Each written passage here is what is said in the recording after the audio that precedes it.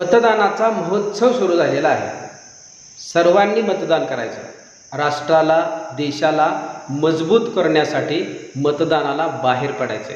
कुणीही सुट्टी घ्यायची नाही, सुट्टीवर जायचं नाही, घरात बसायचं नाही, बाहेर ऊन आहे याची पर्वा न करता रांगेमध्ये उभं राहायला तरी चालेल, परंतु मतदान अवश्य करायचं। आणि तरुण मतदारांना, जे मतदार नव्याने मतदान करणार आहेत, त्यांच्यासाठी माझं आव्हान आहे की आपलं पहिलं मतदान देशासाठी, राष्ट्रासाठी करा आणि एक संकल्प करा की आपण या लोकशाहीच्या महोत्सवामध्ये आनंदाने सहभागी झालेलो आहोत। आपल्यासोबत अनेकांना जागृत करा की मला मतदानामध्ये भाग घ्यायचा आहे।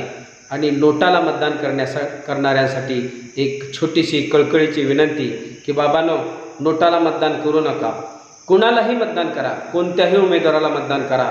ही निवडणूक देशाची आहे, त्यामुळं आपलं एक मत देशाला मजबूत बनवणार आहे। राष्ट्र मजबूत तर आपण मजबूत। लक्षात ठेवा आणि मतदान करा, अवश्य मतदान करा।